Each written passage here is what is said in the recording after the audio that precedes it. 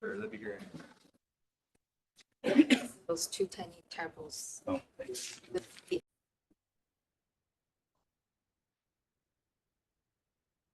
Okay, I'll resume. Maybe, do we need to change this back to the gallery? Sure.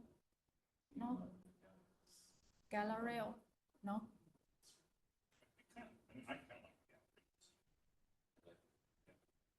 Okay, so.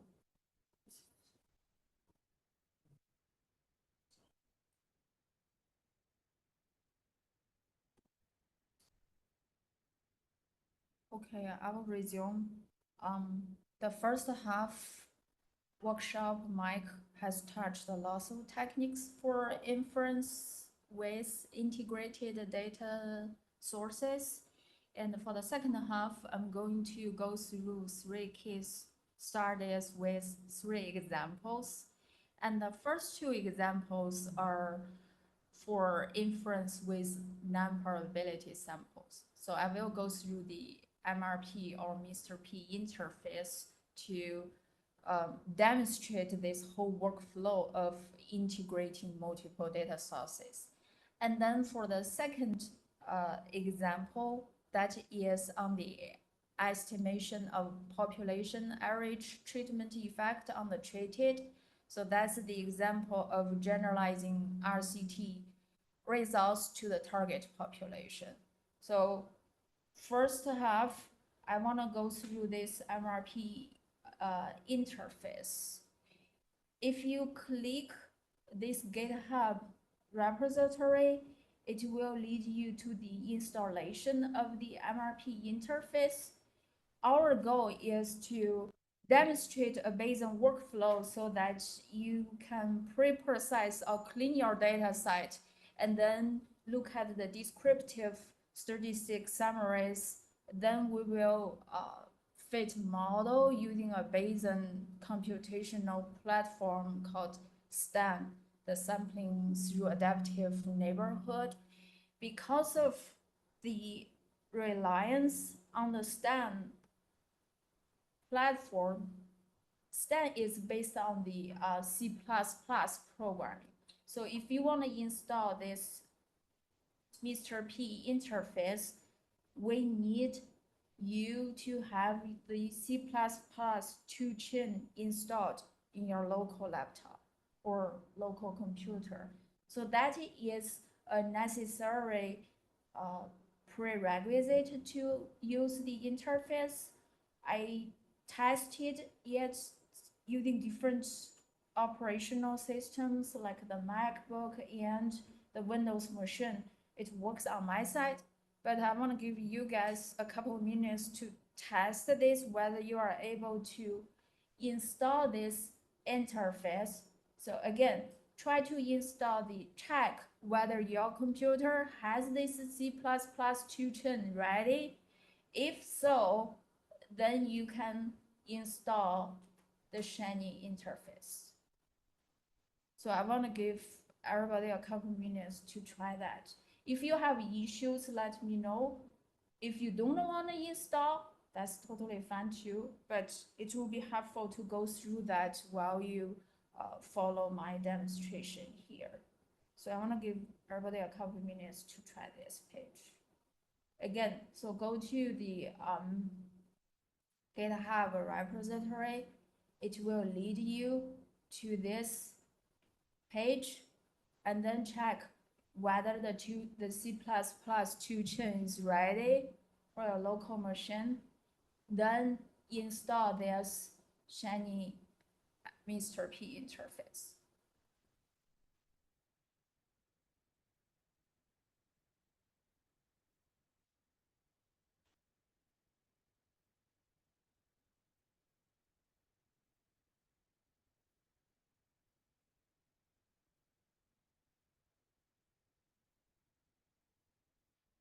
It may take a while, but let me know if you see errors right away.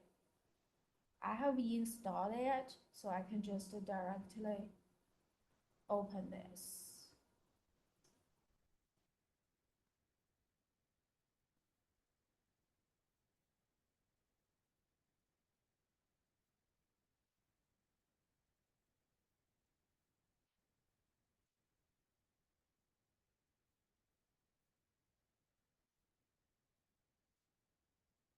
I cannot hear you. Can you speak louder?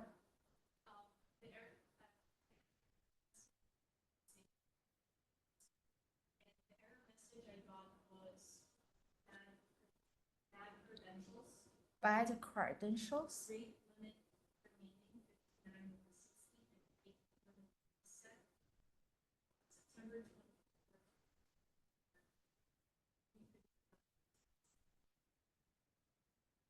That's new. So it's not about complaining a missing R package or R tools.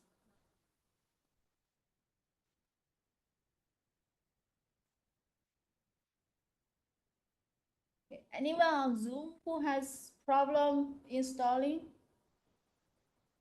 Jimmy, are you on Zoom? You are, right? Can you copy your error in the chat box? Because I see Tuan is there. So before I demonstrate that, this is teamwork.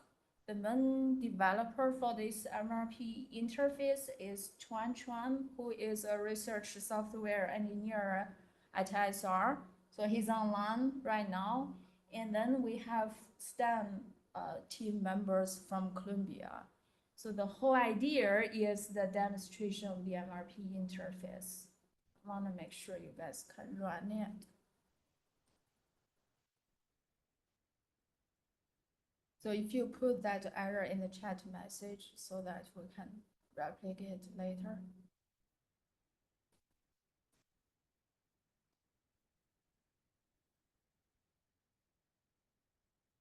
So you have the error installing the remotes package. Do you have problem checking the two chains? Because that's the largest hurdle we were expecting. But if not, that is the case. If it's the remotes, that will be something else.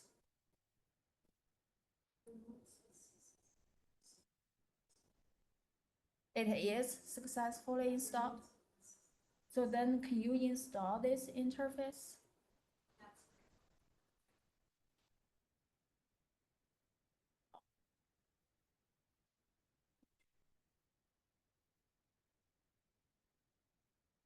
Any other installing issues on Zoom?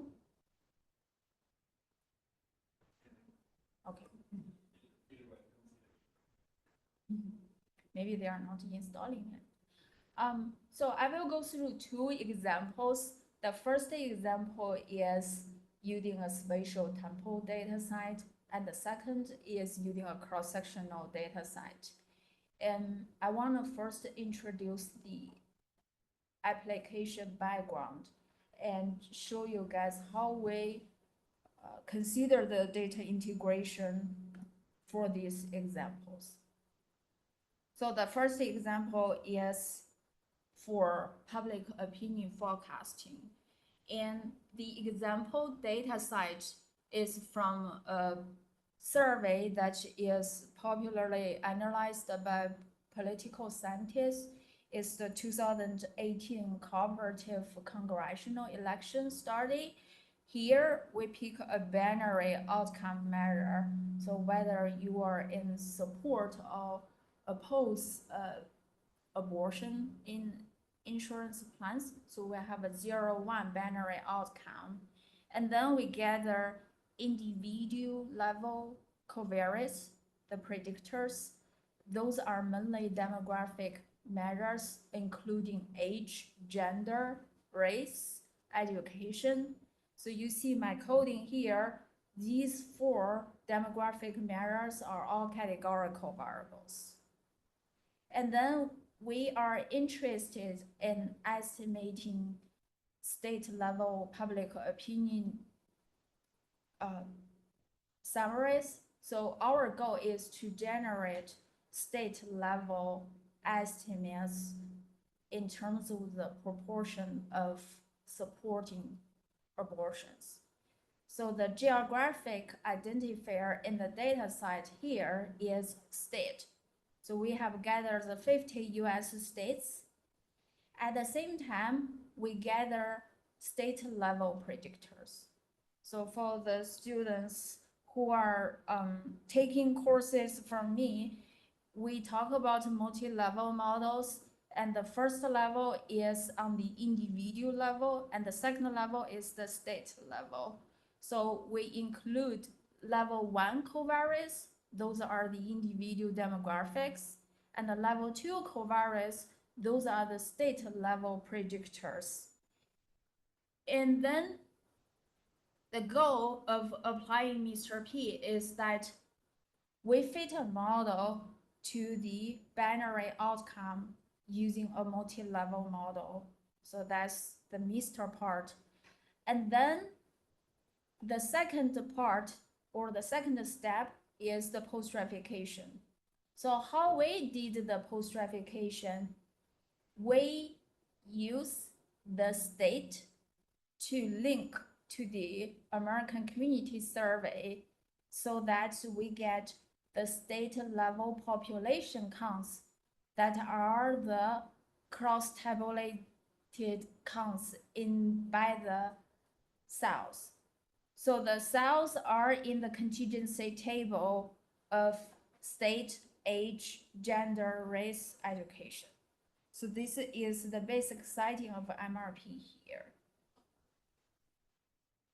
And the Mr. model is essentially a logistic regression because we have a binary outcome. And then we introduce varying effects. Here I index them as alpha name. So the alphas represent state level random effects, age, race, ethnicity, education. And then for gender, we only have 2 levels. So we introduce a fixed effect of this sexual effect.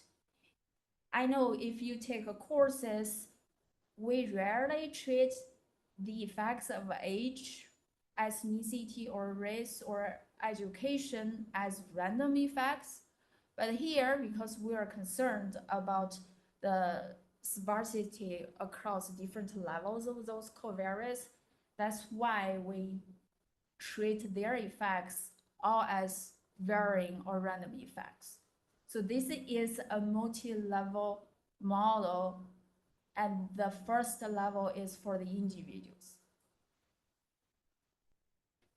So then I mentioned the geographic predictors. So those are the state level predictors here.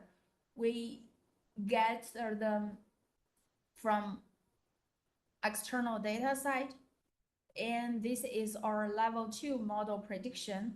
So for each state, we model their varying effects with their characteristics, and we consider a continuous outcome or the varying effect as continuous. So we have a error term that is assumed normally distributed.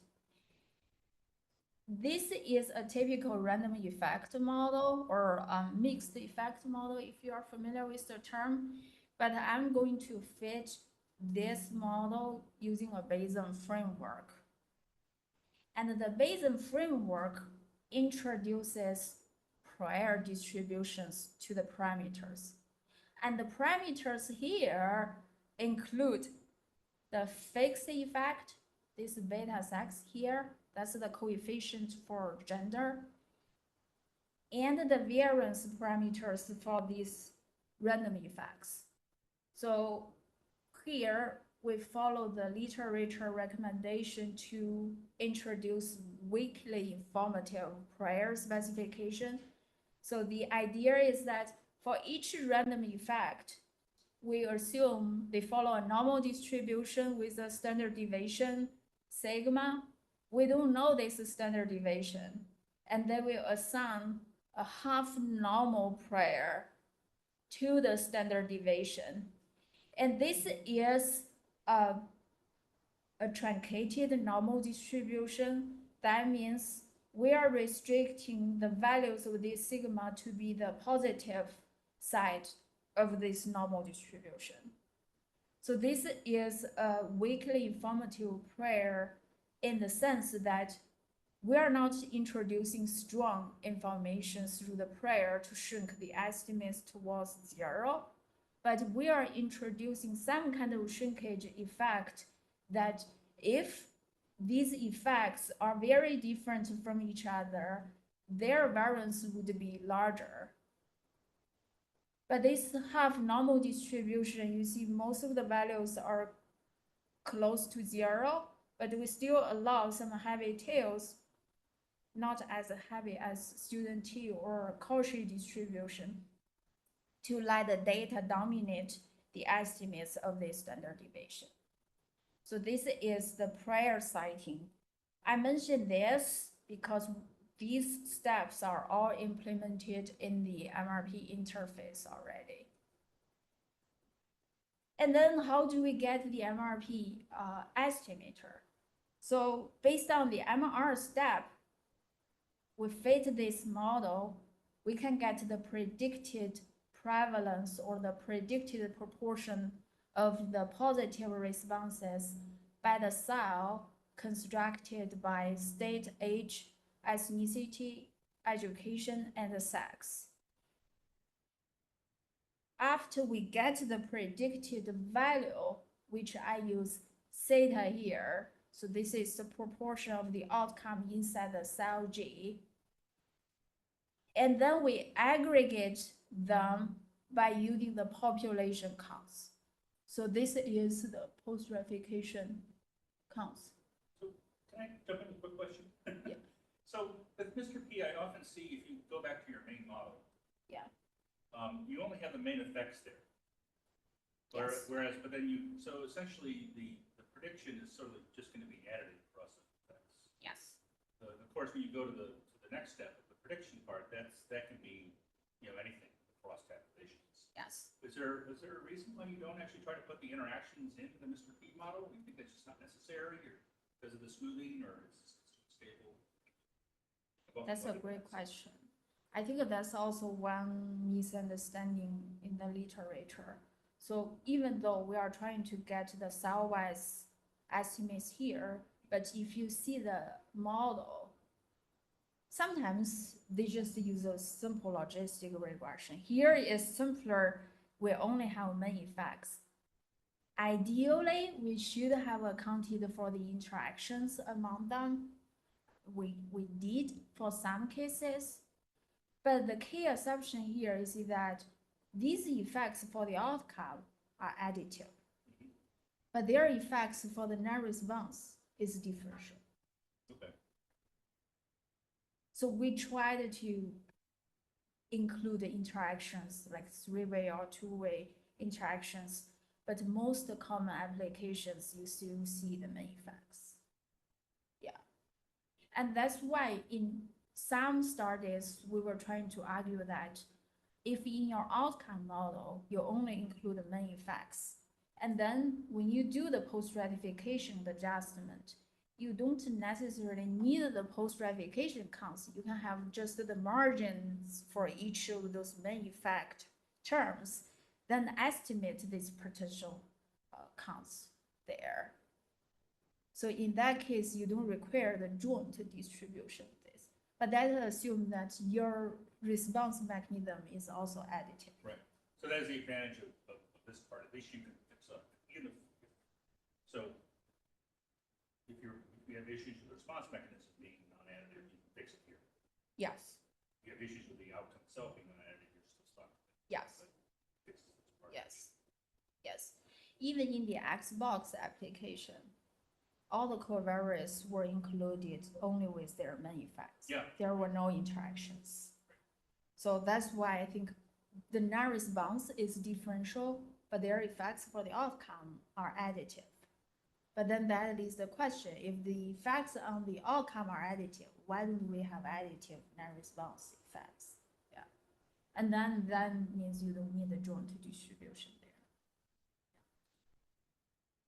So if we are interested in the overall estimates, we can aggregate all the cells. So this is the overall mean estimate. If we are interested in a subgroup, For example, in this example, we are interested in state level estimates.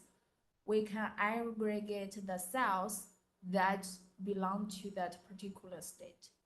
So this is the byproduct of MRP for the small area estimation.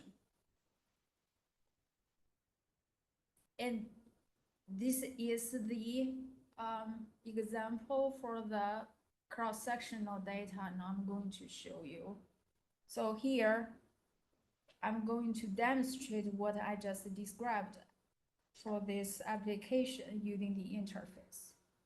So you can click Start. And because we have provided the example data, you can click Example here. If you want to analyze your own data, you can upload them through this selection. So if you click this, it allows you to choose your own data set. So we have two tabs here, individual data and aggregated data. So the aggregated data are essentially the aggregated summaries inside each cell. Because when we look at the full cross-tabulation, the summary statistic from your data set are essentially the cell-wise mean or the cell-wise standard deviation. Here, we only have binary outcomes, and then the aggregated data would be the counts inside that cell. So here I present the example of the aggregated data. Each row represents one cell. So the cell is in this cross-tabulation of sex, race, age, education, and the state. So we have the total number of observations inside that cell and the total number of positive cases. So this is your small sample size NG, and this is your YG, which is the sum of your outcome inside that cell. These two columns are the state level covariates. So we have linked them to the external data set. So for each state, we have their vote in the previous year and their region indicator. That's why I'm saying these are the geographic covariates. So all you need is this input data. What we did in the background is using the state here to link to the American Community Survey to get the population counts for each cell. So here, this column of total is the sample cell counts, but we are doing this background linking to get the population cell counts so that you aggregate them to get the MRP estimates. That's the post-ratification counts there. So after you download the data, we also present the pre-processed. Here it's the same because the example data set is already pre-processed. But our goal here is that if you upload the data in different formats, for example, you may have different names for sex or gender here, or different race, age values. For example, for age, you may have an integer input rather than this categorized version. We will pre-process or clean the data for you to generate a cell structure. And then next, we can click the visualization. So this is the descriptive summaries I keep emphasizing. We look at the 5 factors: sex, race, age, education, and the state. So we compare the distribution between the data we have uploaded to the linked American Community Survey. So you can treat the right side as your target population. We have using these TEDdy census R packages, so you can get the tables from the American Community Survey. Those are weighted. So this is the population. And you can see the distributional difference between the input data and the target population. Similarly, we can compare the racial differences, age, education. So you can see that the input data has a lower representation of those who don't have high school degrees or higher, and then state. So here, we are not comparing the sample size between your input data to the target population, but we present the sample size for each state to give you the sense of what large states or small states your data are covering. So you can see that the sample sizes range between 0 and more than 400. So there's a variation across states. That's where the multi-level model can help you smooth the estimates across states. So those are the individual characteristics. And then for the outcome, it is binary. So we can look at the percentage of positive responses. Here we present the observed percentages by state, because our final estimates are the state level estimates for this positive response. So you can see that the values are ranging between 0 and more than 70%.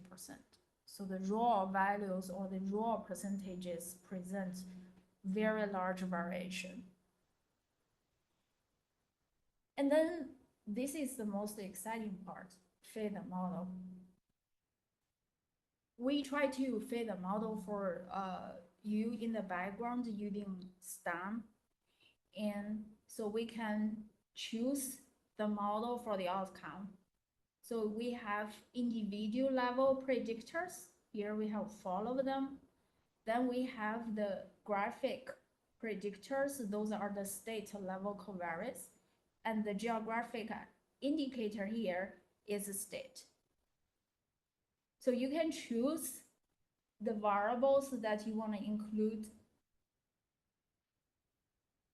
fixed effects of them, or you can include the variables then that come with random effects. So we don't recommend you include fixed effects and varying effects of the same term. So I have included race fixed effects. So then for the varying effects, I can choose age and education. So then the interactions.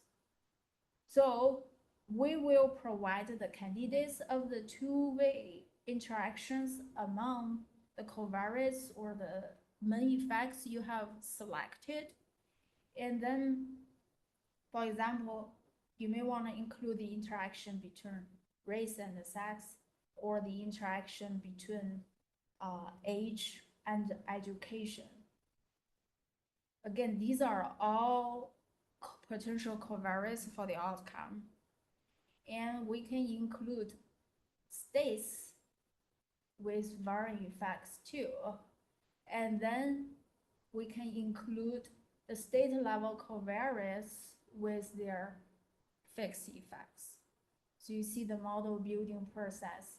So after I change this, then you will have a larger list of candidates for two-way interaction. So for simplicity here, I can choose the two-way interaction between age and education. For example, here, age and education. Here. So these are for the mean structure specification. And then for the Bayesian approach, if you don't do anything, we will introduce the default prior specification I just introduced, which is the weekly informative prior. And then for the sampling options, because we use STEM, through this Markov chain Monte Carlo computations. So you can choose the number of chains for the Monte Carlo computation. By default, it will implement the parallel computing. So it will try to see how many cores you have in your local machine, then try to apply one core for each chain. So then you can run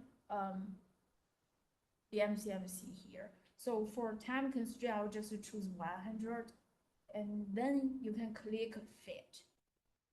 So if you do this, the interface is showing the model is fitting. But then if you go back and check out the R interface, you can see the sampling process. So these are the outputs from STAN. Actually, we are using the common STAN R, so you can see the progress. However, but the interface is just showing the model fitting process. So this is fitting one model. It can take a long time because of the potential data sizes, the model complexity, or the prior specification, or the number of chains, or the number of iterations. All these different factors will affect the computational performance. But after it's done, you will see the output. So this is our model 1. So we are mimicking the outputs from the popular R packages like Limmer, Glimmer, or NLME. So we have fixed effects. Those are the coefficients of these terms. Here, it has the error. We need to fix it because race should be a categorical factors here. So this is the error. But then for the varying effects, I have 4 terms. I have the varying effects of age, education, state, and their interaction of age and education. So here we give you the standard deviation estimates of those effects. So you can see the point estimates, the standard error for each quantity, the 95 credible intervals for each of the quantity. And this column convergence is called R hat, is the Gell-Mann-Rubin diagnostic. So we want this value to be close to 1 to demonstrate the convergence. If you have a larger value, for example, this 1.09, it gives you some warning or red flag saying the model may not have converged. So you want a model or the estimates that give you R hat values close to 1. And the last 2 columns are the effective sample size, because for the Markov chain Monte Carlo samples, they are correlated with each other. So we try to calculate the effective sample size. The larger, the better. So this shows how many independent samples you have gathered from here. I have 200 or 200 posterior samples. Okay, so this is one model. And because we are trying to implement a Bayesian workflow, you can not just take a break after one model. You have to think about the validation of your modeling approach. So here, we allow you to choose different candidates of your model. For example, I want to choose a simpler one. I don't have interaction. I just have the 2 fixed effects and the 2 varying effects. And then I can fit another model. So then from the R results, you can see that it's compiling another STEM program for the new model. And because this model is much simpler than the previous one, so the fitting progress is much faster than the previous one. So you can see the computational time here. And then again, we have the fixed effect estimates and the varying effects. I didn't talk about the posterior predictive check.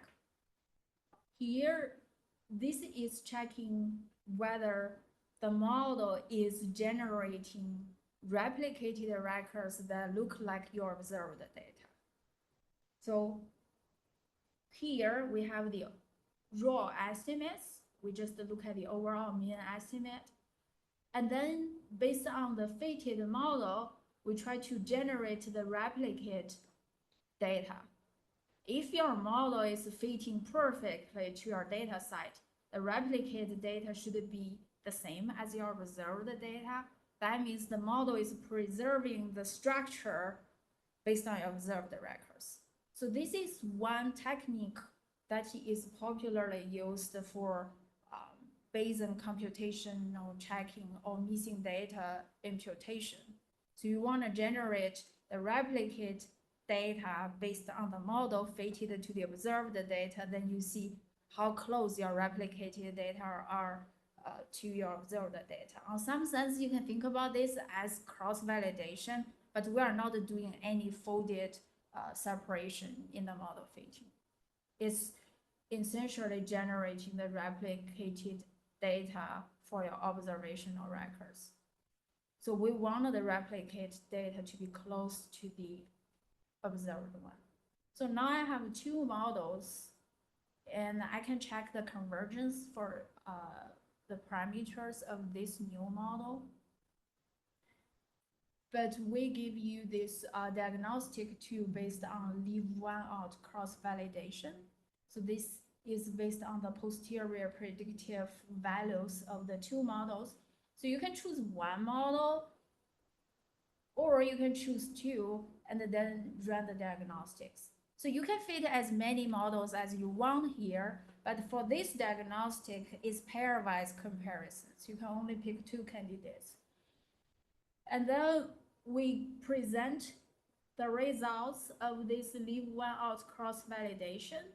So it's comparing one model to the other. Here you can see that model one has larger predictive power than model two because this value is negative. And you can see their difference. So we want the model with larger predictive power here. So this is the difference between these two. But then this quantity itself is an estimate. You have to account for the error or the uncertainty related to this quantity too. That's why at the same time, we see the standard error of this difference. So here you can see that the difference is substantial. And the model one would be significantly better than model two if you look at the leave one out cross-validation. Intuitively, model one has more predictors, especially states, comparing to model two. So it's as expected that model one would have a better prediction performance. And then at the bottom, we present the posterior predictive check. You can see these plots under each model here, but for model comparison, we also duplicate the posterior predictive check for these two models. Here, we don't see much difference between them, except that for model two, you may have more values spread out that is far from this raw value. But we usually call that the posterior predictive check is a conservative check. It is not a rigorous evaluation, but the leave one out cross-validation would be more rigorous than the posterior predictive check. So based on this result, I may prefer model one is my final output. So then I can continue to check the final estimates. So you can pick model one or model two because we don't decide the selected model for you. So here I pick model one. First, I want to compare whether the MRP estimates, this is the overall prevalence. It gives you the point estimates and the 90, not 95, I think here is plus or minus one standard error confidence interval or credible interval. So you can see that this is different from the raw. But one key difference is here. This is not the posterior predictive check. This is adjusted using the post-stratification counts. It may be the case that your sample underestimates the population value because this has adjusted for the potential selection bias of this outcome. And then we are interested in state level estimates. We also give you the subgroup estimates, for example, the average of the outcome across sexual groups. I want to emphasize that for each group, for example, if we look at male, because of the construction of the MRP interface, it has adjusted for the difference of race, age, education state. So you can think about the male group here is the targeted population for males. It has adjusted all the other factors. So similarly, you can look at the estimates across race, age, education, and then for the state, we will present the estimates for the outcome. And here, we don't directly give you the standard error of each, but these are all MRP estimates. Again, it has adjusted for sex, race, age, education for individuals who live in that state. And then you have to move your mouse to see the standard error related to each state level estimates. And this gives you the quantification of this. So at the bottom, we'll also present the credible intervals and the point estimates for all the state level estimates. So this is the demonstration of MRP using cross-sectional data. Why we call it cross-sectional? The reason is that we don't have any time factor here. We look at one time point, even though the data were collected in 2018. I mean, ideally, you may have multiple years of data collection. Here, we only have one targeted population and one input data that do not change across time. So this is the cross-sectional data example. And from the outputs, you can see that the MRP estimates tend to be similar to each other across the states, much different from the raw values here. Especially you see some states have very low prevalence based on the observation, but if you look at this, it got bumped up. This is because of the model prediction. Okay, so this is for the cross-sectional data set, the cooperative election study data. Any question for this? What was the outcome again? I'm sorry, I lost track. It's your attitude towards abortion, whether Alright. you are in support or oppose. Did you show that back to that? Yeah. Sorry, it's something. If I go back, that's a good Sorry. question. So here. So this is between 0 and 16. These are the MRP estimates. So this is support for abortion? Yes. It seems the reverse of what we usually think, where it's weakest to the south. This is 2018. Much So it's older changed than, much. yeah. And this is the observed data. I don't have the gold standard to evaluate here, plus the model I just demonstrate here may not be a good model. So it could be the case that we need more interaction terms here. Or maybe they've gotten flipped, so one is opposition or something. Yeah. Yes. But this is a common example of applying mystery here. we link the state to the American Community Survey. So that's why you see in the data uploading step, you don't need to get your own population counts.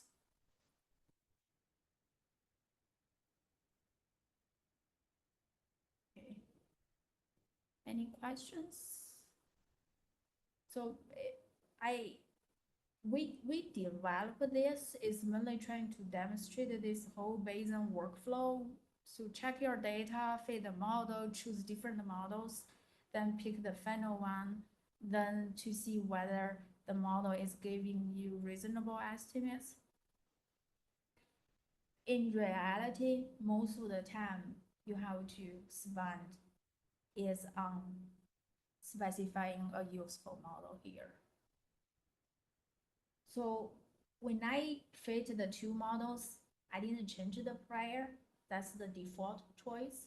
So you can see how we specify the default prior specification for these terms.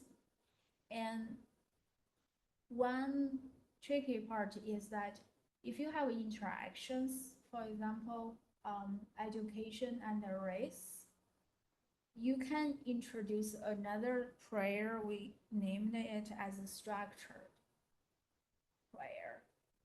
So the code is presented in the learn page. So you can specify a prior called structured prior to the two-way interaction. The idea is that if the main effects of any of these two terms are not significantly different from zero, their interaction will be shrunk to zero. So we are trying to select interaction terms, but respect the fact that their main effects should have been more pronounced than the interaction term. So that is a different implementation of this default prior specification.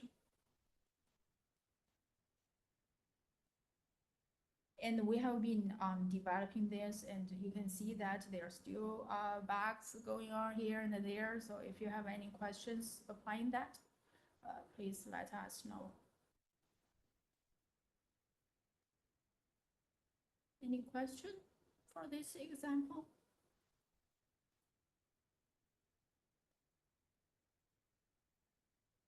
So next, I'm going to move to the second example, the COVID infection tracking. So this is the example, we call it as a spatial temporal data set. I can show you why the spatial temporal structure comes in.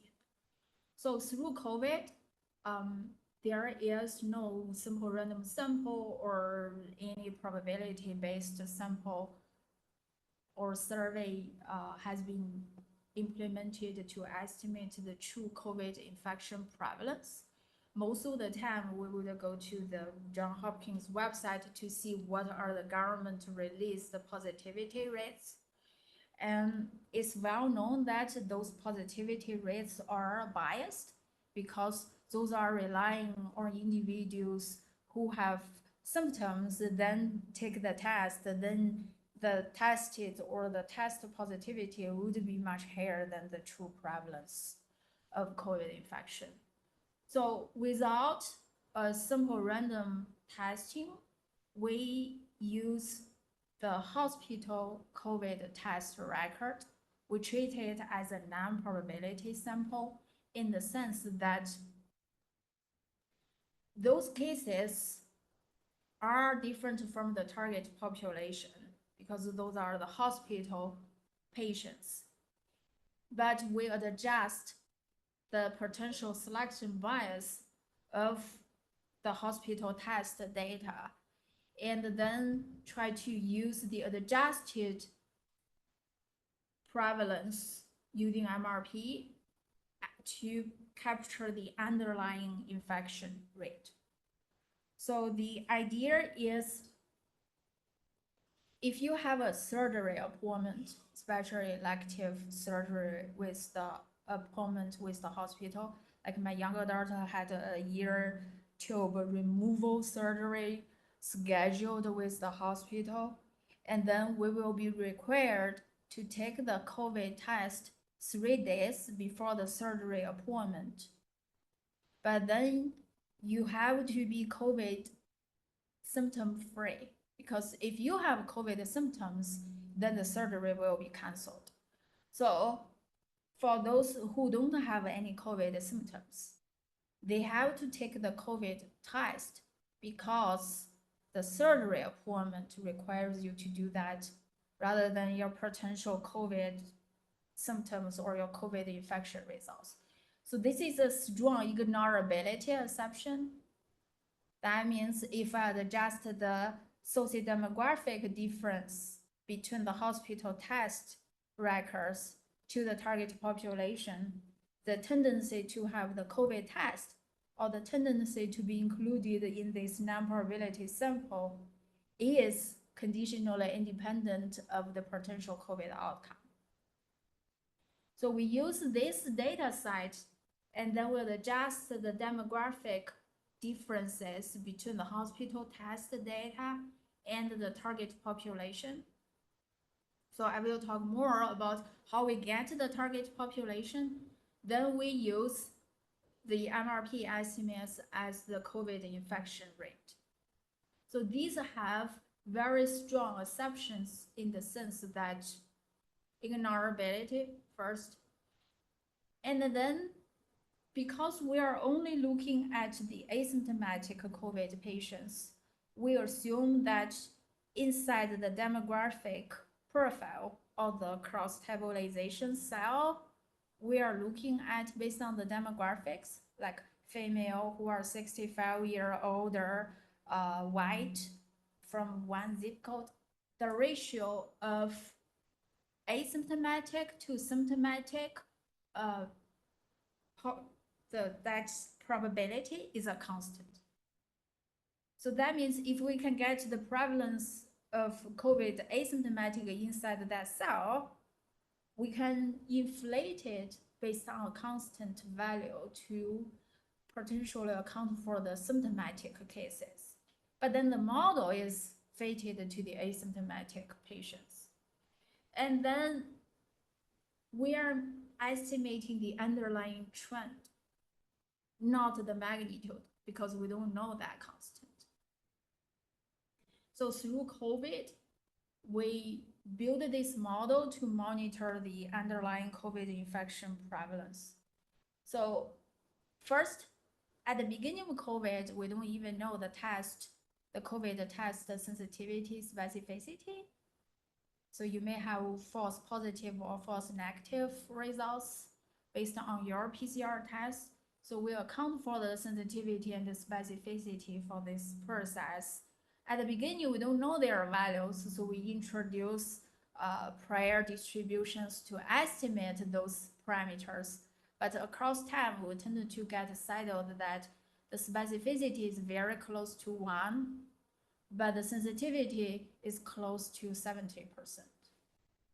So I mentioned this is because we account for this in the MRP modeling step and also at the interface. So how we get the target population? We get the hospital test records that include the test date, test result, like positive, negative of your PCR, and then the patient's demographics, including age, sex, race, ethnicity, and their residence zip code. So this is a 5-digit zip code information. What we were thinking, or the whole design, assumed that the hospital test records represent the population who live in the catchment areas defined by their residence zip codes. So we use the patient's zip code to link to the American Community Survey. There's another caveat here, because zip code is not a hierarchy or geographic area defined by the Census Bureau. It's different from census tracts or the census county or their tabulates, like what's the name of that zip code unit? I just kind of. So you have to apply some approximation here that one zip code could cover multiple census tracts, and one census tract could cover multiple zip codes.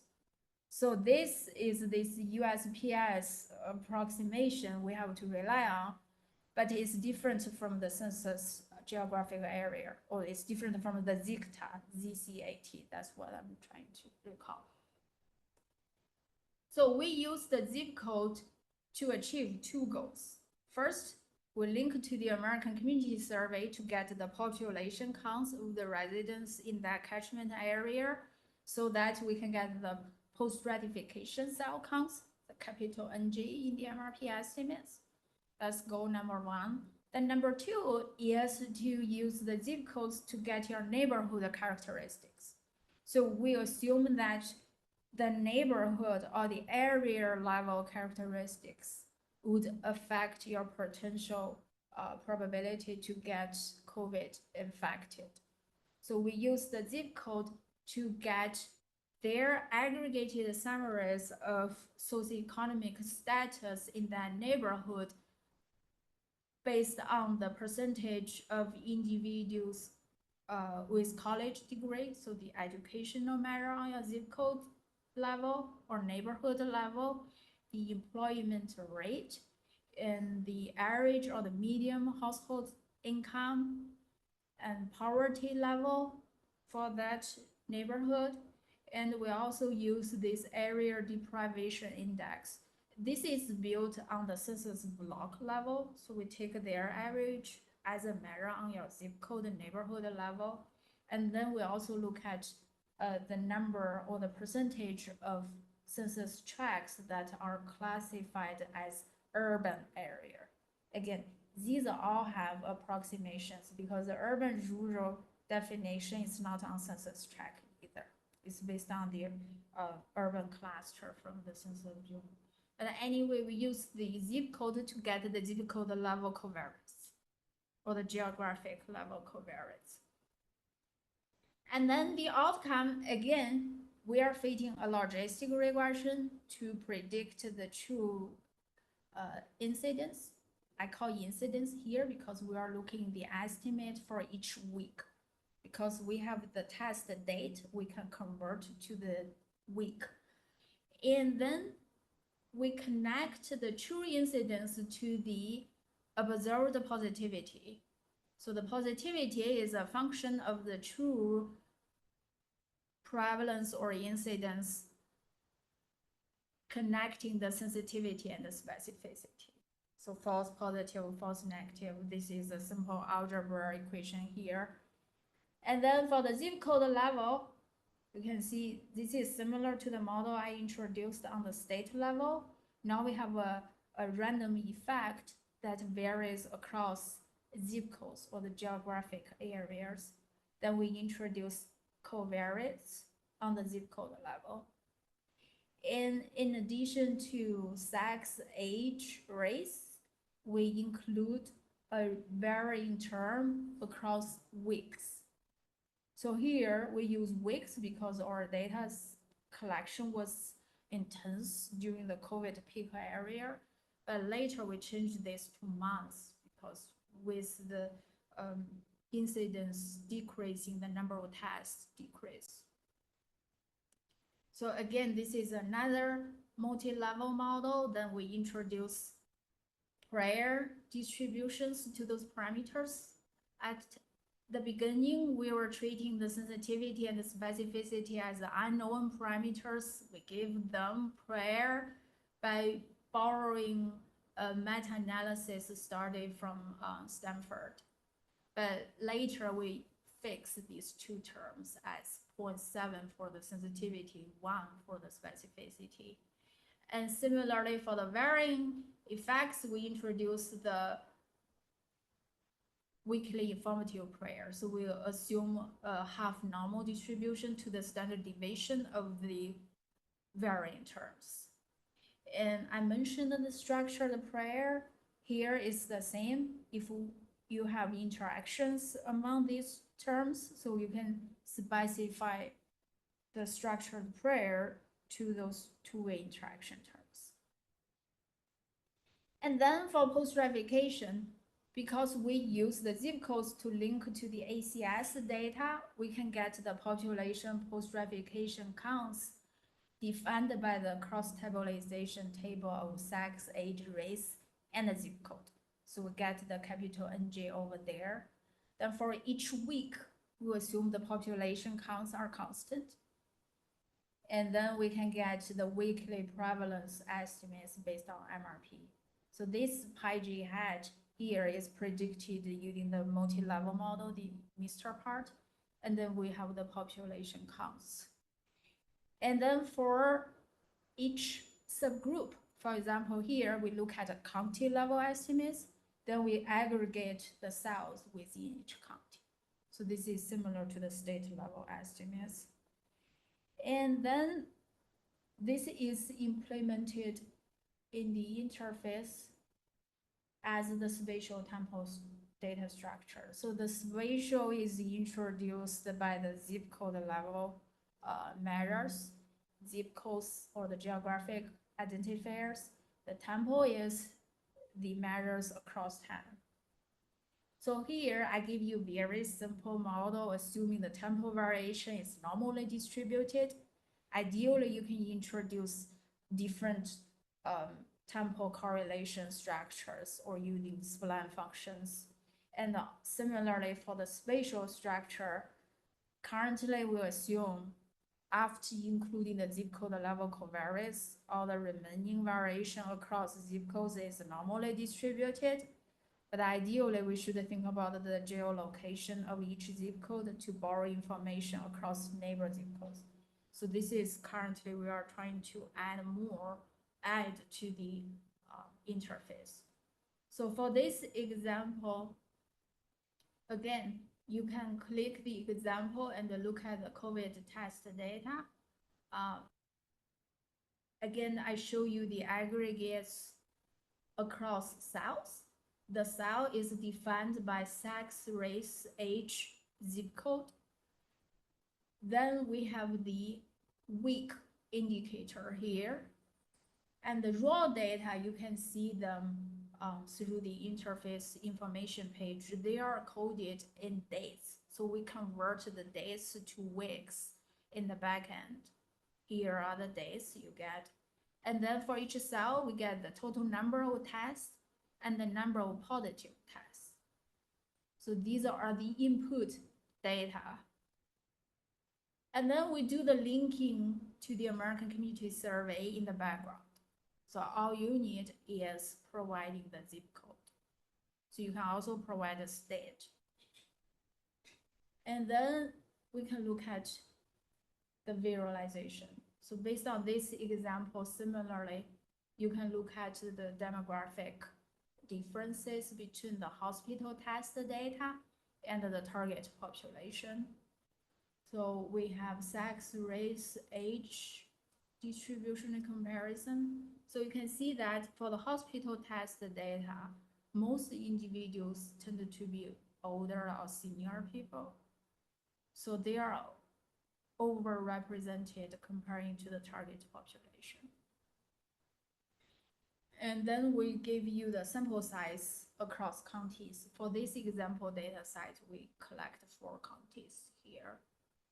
And these zip codes, if you go back, we just randomly assign them. So it's around the area we are in now. And after you look at the individual characteristics, we also want to present the geographic characteristics summaries. So these summaries are on the zip code level. So we can see most of the areas are urban area. And after you input the data, we tend to give you a brief interpretation of these results. So these are all automatically presented. So you can see the urbanicity and education. So these all become like a continuous measure, especially because for each individual, the education is 0, 1 in terms of college degree. But when you aggregate all the individuals living in that zip code, you get a continuous measure or proportion. So we can get the poverty measure for that zip code, the employment rate, similarly. Income, because we use the medium income level. So here, this is the average of the medium income values for each individual living in that zip code. So the ADI, the area deprivation index, is also a value between 0 and 100. It's a factor score, and you can also get their distribution. So the higher the ADI value is, the more deprived or the neighborhood is worse, or the ranked as neighborhoods with social disadvantages. So these are the several statistics of the geographic predictors. And then for the outcome, we can look at the positivities. For the data, we are looking at the measure for each week. That's why you can see the values that are connected for each week.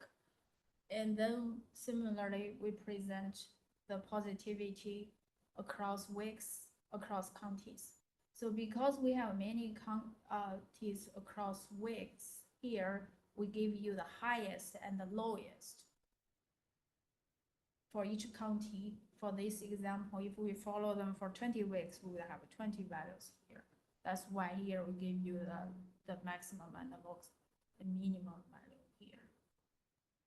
So then next, similarly, we can fit the model. For the outcome, we can include the fixed effects and varying effects. For simplicity here, I will include zip code and the time.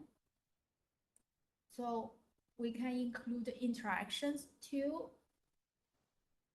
And I only run this for 100 iterations, 2 chains.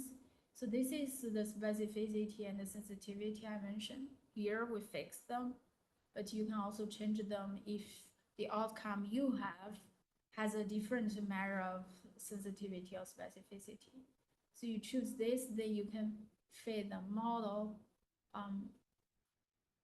Again, from the R output, you can see the STEM program is compiling. So usually compiling takes longer than the real MCMC run time.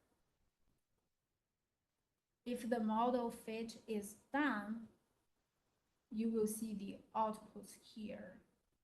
Again, this may take longer or shorter depending on the model specification, the sample size, the number of chains, and the number of iterations.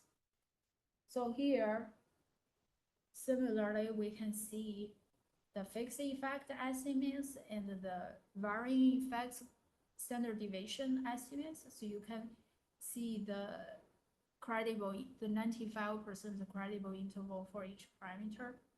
And you can check the convergence. Here, it didn't converge at all. You can see that the R hat is much larger than 1. Again, I only run 100 iterations. I don't expect it will converge. So here, for the posterior predictive check, we would have different plots. For the raw value, this is what we observe. Then we generate replicate results from the model.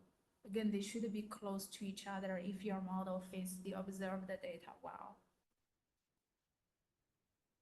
So similarly, I can fit another model for comparison. So I can just ignore zip codes, only include time. So this is the second model. You can add as many models as you want. And again, it's compiling and running in the background. And after model fitting is done, you will see the output from this interface. You see, even though it's done there, but here you see the results. So now we only have time, and then we have the standard deviation estimates of the time. So you can make inference of these parameters. So this is a posterior predictive check. And then for model comparison, I can compare the performance of these two models. So the leave one out cross validation is also based on the base and posterior samples, but we are not using all of them. So we pick a subsample of the final saved posterior samples. So you can look at the model comparison. Here, based on these results, we don't see much difference between the two models. So their difference is not significant, or is not substantially different from 0. So you can choose either one of these two models. And based on the posterior predictive check, we see a little bit difference, but not dramatic. Again, both models perform similarly. So for the fixed effects, I want to emphasize that in addition to the individual level characteristics, you can use the geographic or zip code level covariates. And again, you don't need to include them. You need to provide the zip code, and we get these measures for each zip code. And then for the geographic identifier, so you can include them as a random term there. So then we can look at the results for each of these two models. So for model 1, these are the comparison of the raw positivity to the MRP prevalence. So we would expect the MRP prevalence to be different from the raw value from two main perspectives. First, the sensitivity is around 70%. The specificity is around 100%. So the true prevalence would be at least on the factor of 1 divided by 0.7 times the raw prevalence. That's why the MRP values are higher than the raw estimates. So that's one factor contributing the difference.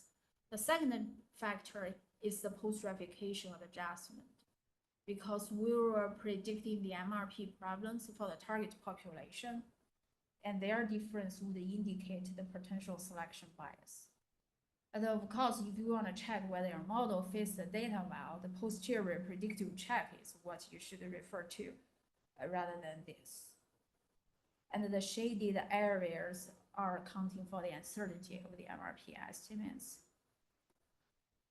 So in addition to the overall prevalence, we present the subgroup estimates. So we can look at the estimated infection rate for males and females respectively.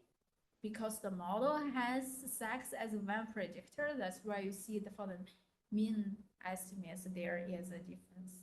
But one tricky part you see here is in the model, we only include the sex fixed effect. We didn't include the interaction between sex and time. That's why the trends are parallel to each other. But that's one effort we are currently trying to make, is to include the interaction between time and any subgroup indicator. For sex, is not a substantial issue, but if you think about race and age, here I don't expect that they have any difference because I didn't include them in the model. But for each of this, you will see the estimates for each of the group.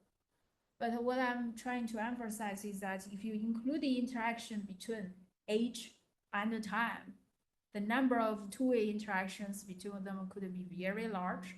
That's where we want to use the structured prior to shrink the estimates. And this is also one substantive question of interest. Through the COVID period, do we see differential infection trends across demographic groups? And then our final quantity of interest is on the county level. So we want to generate the prevalence across counties.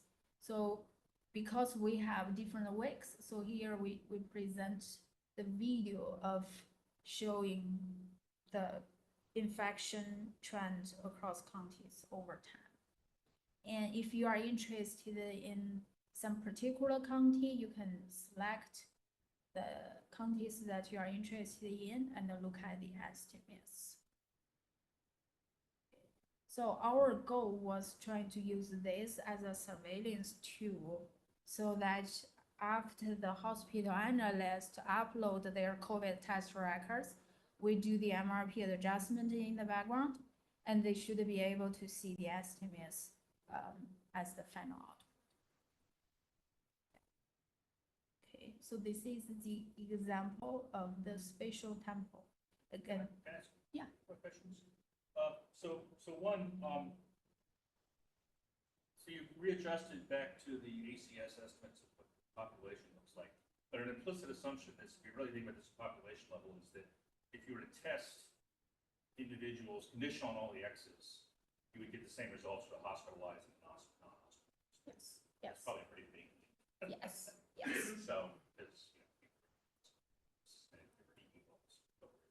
yes. and the other thing is, so for time, it's just a exchange of thing, right? So there's not a lot of, like, there's not, I guess I'll get to my question is there a way to put in more structured, covariance structure? So like, could I get like an autoregressive model for time? Yeah. Because I might assume ones that are close together. Yes. That's not what you've done here, but could you do that? We did partially during COVID when there was a spike. That means when the prevalence is higher Yep. than the include of tempo structure. We were using like sublime functions of different bases and Gaussian precise kernel to fix that. When there's a spike, we do see the improvement. But across this time period, you can see that there are just few, like 3 or 4 spikes. Most of the time, the observed prevalence is very low. If we want a robust tool, we were not being able to see the difference. But that takes much longer for model fitting. And that's what we are currently trying to implement. How can we cover this spatial tempo structure? Another part is the spatial correlation. At the beginning, we were thinking that we included the county level measures like policy or other aggregates, but they are not predictive of the outcome. That's why we go back to the zip code level to get the measures. Yeah.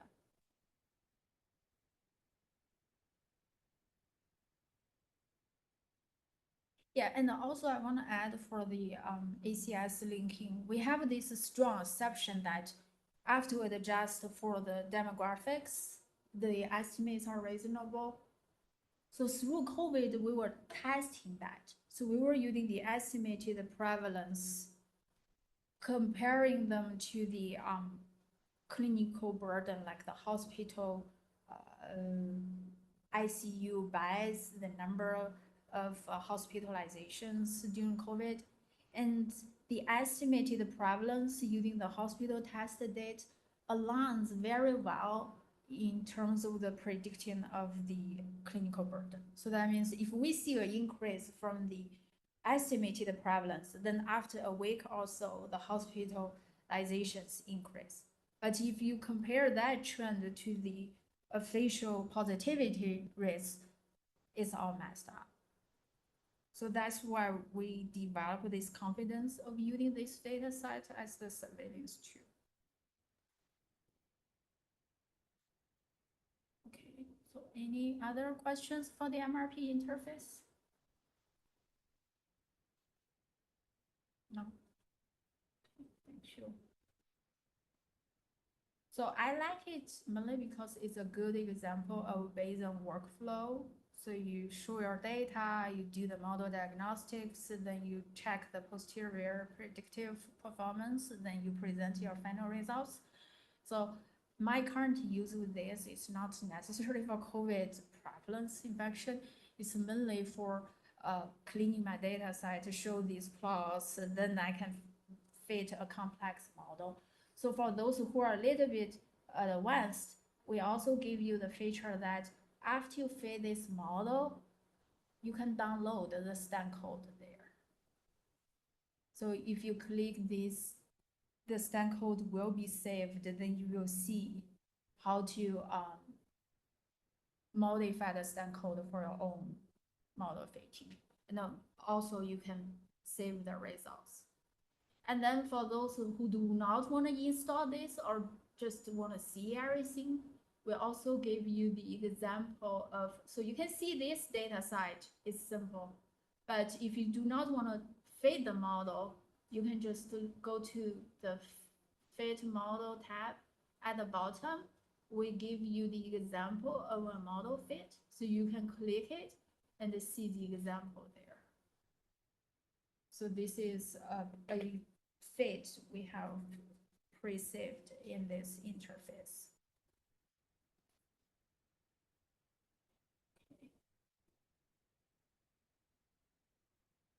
Again, we are still developing it. If you have any issue, please let us know.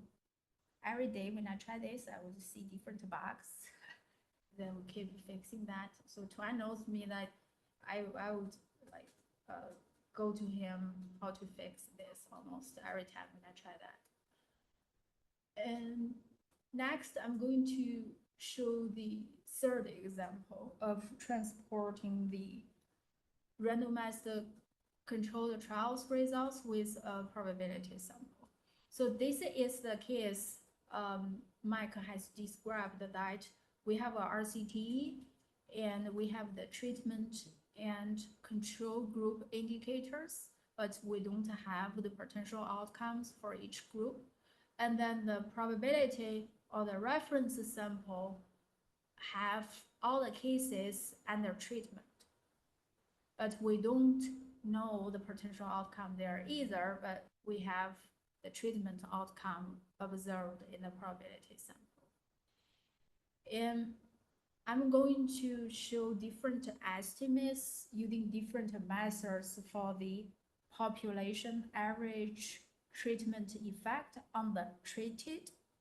So we present the formula in the previous slides. So I will show you guys the output of only using RCT. But even with only using RCT, we have to predict the potential outcome there. And if we combine the RCT and the reference probability sample, I would show 3 estimators, 2 weighted estimators. I will calculate 2 versions of quasi-weights. The 2 versions of weights are the 2 Mike has described. The first one is the concatenate weight.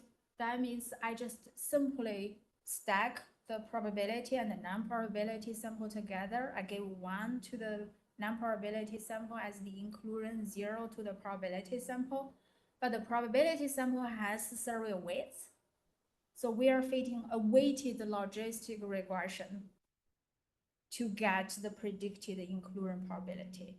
That's why here we are using the weighted probability sample, which is the population.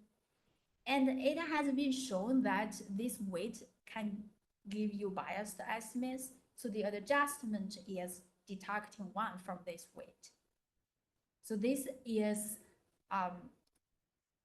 Sanghee's dissertation work. If you know Sanghee Lee from the Michigan Programming Survey and Data Science. And then the second version of the weights is what Mike has developed. So you predict the potential weights for the individuals who are in the non-probability sample based on the selection mechanism of the probability sample. Then you calculate the inclusion probability of like indicator of the probability and the non-probability term. You stack them together. But here, you don't need to consider the weights in the probability sample. So I will show you guys when we use the first version of the weights as well as the second version. So this is the simple adjustment, but I didn't include that. So I will show these two weighted estimators. And then the third one is the direct prediction.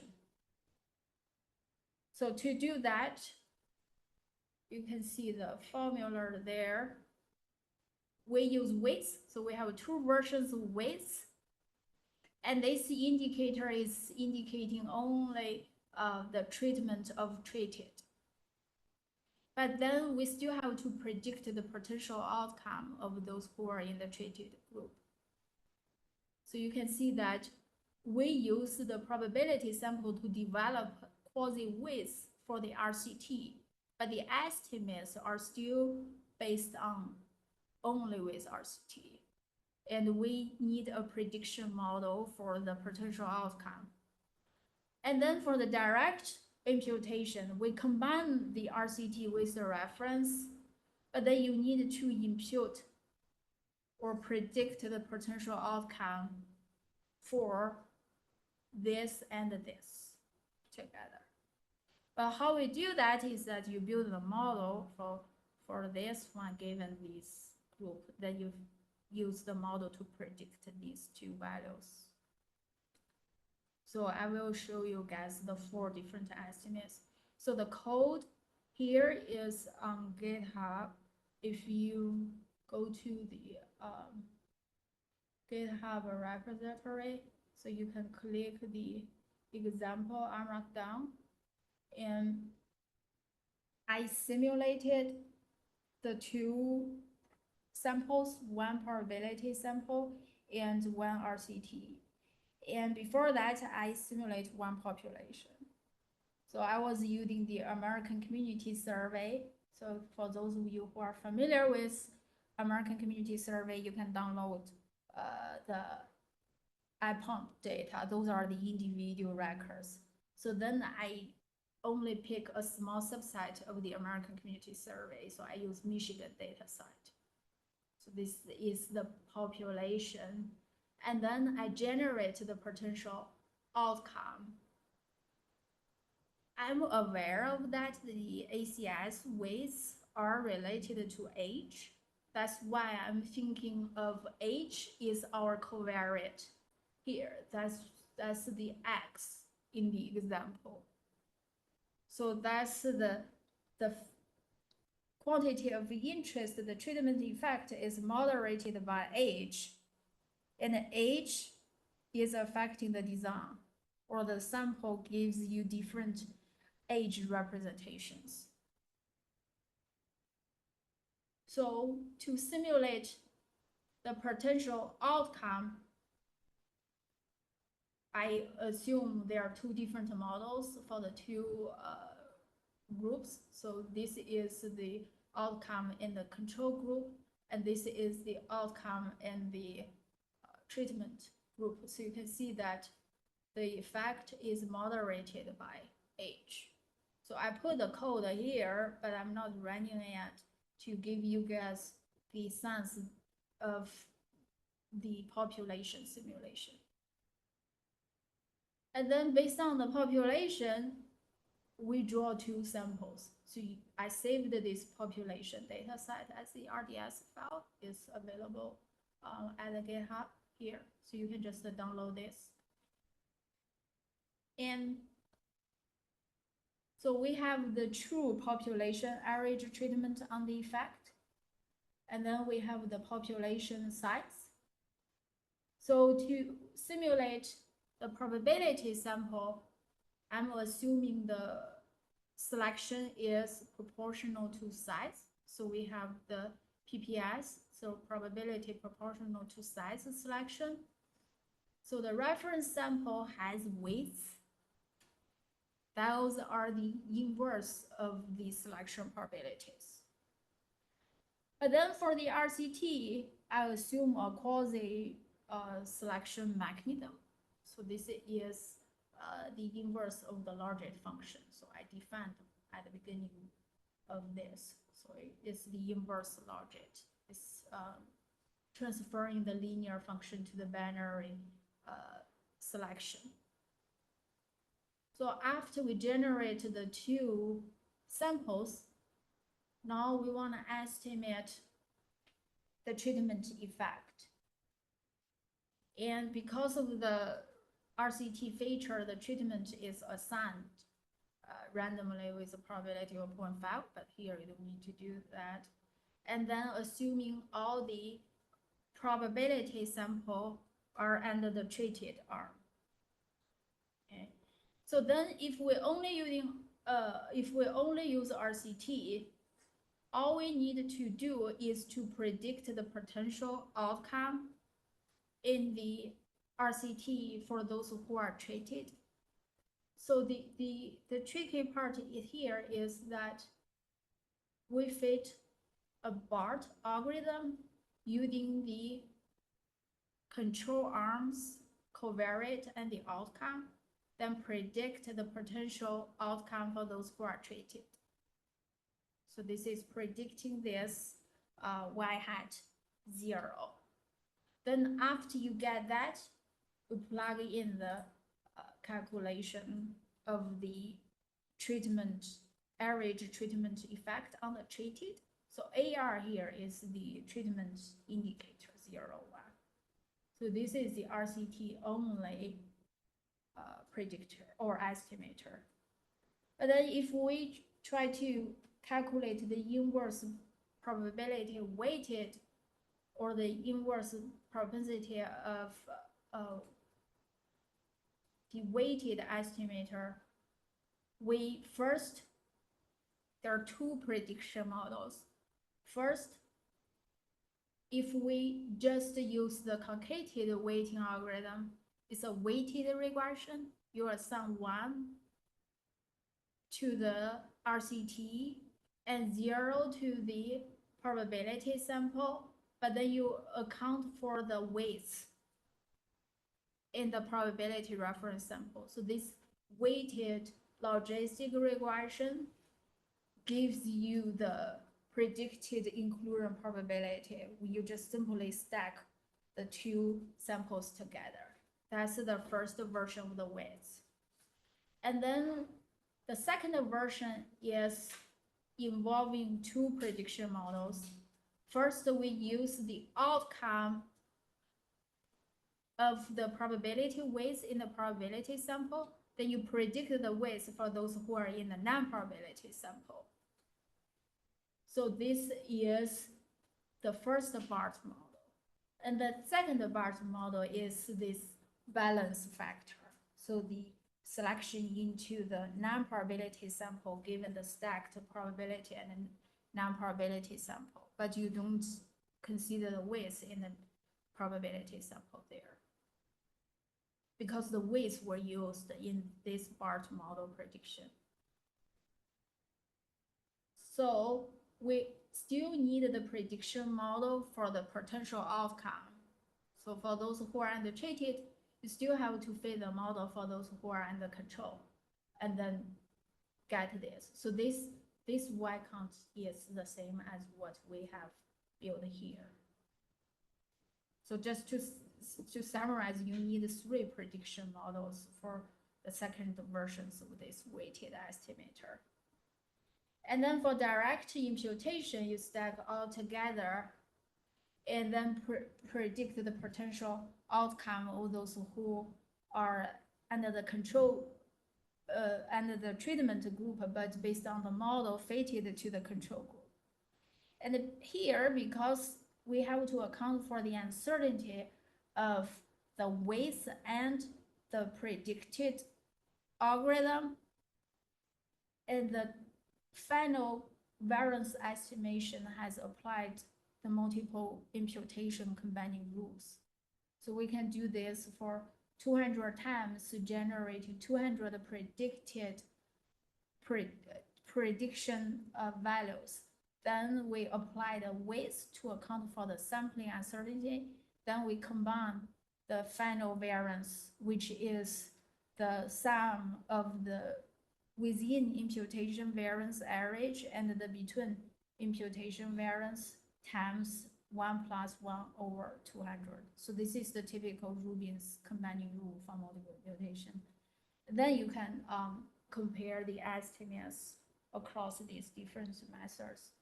I just went through the code. I reproduce it multiple times. If you have error, please let me know, but at least I don't see the results. I don't see the error from my side. Okay. Any question? I think people start to be hungry or ready to live. Yes, so I think the conclusion is very obvious. So we need to change the data analytical processes, and we need a new methodology development. I always go back to see the total survey error framework. When we only look at the probability sample, we have the representation and the measurements on the both sides. But now we have the integrated data infrastructure combining multiple data sources.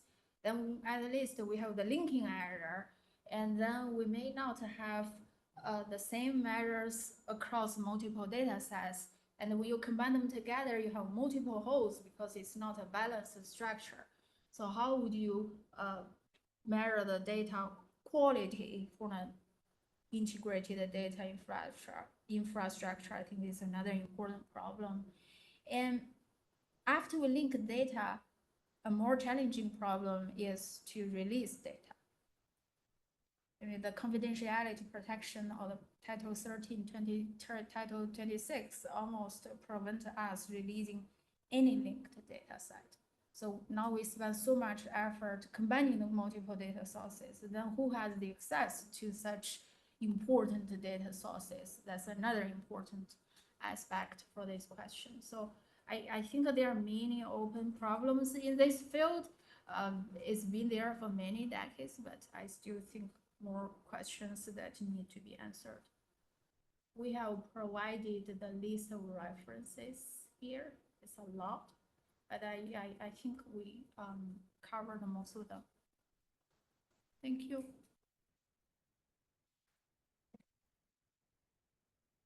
Got one question, sort of wrap up.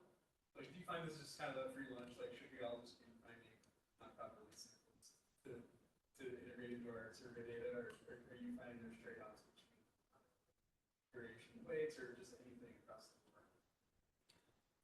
I will talk about myself. So there's never a free lunch. Well, yeah, I mean, I think the issue of the X, right? I think that was one of the slides we had earlier.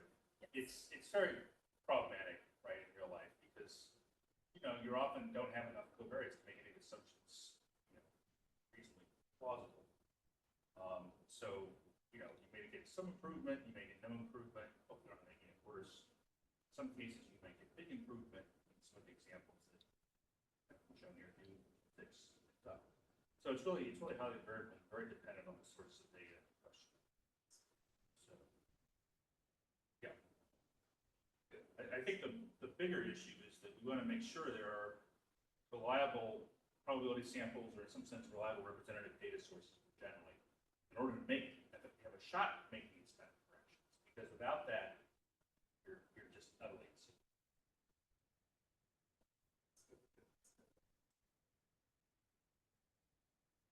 Anyone else?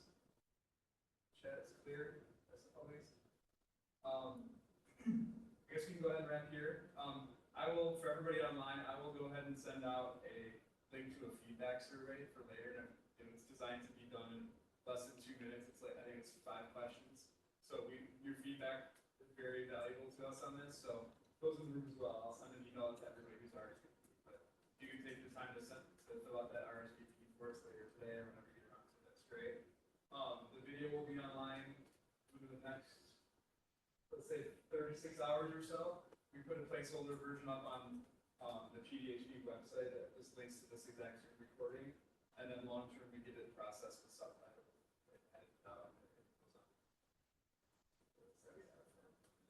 Storage. You can find all our past workshops on that YouTube playlist. So if you want to browse through our catalog, thank you for yeah, again, thank you for coming today. Thanks to our speakers.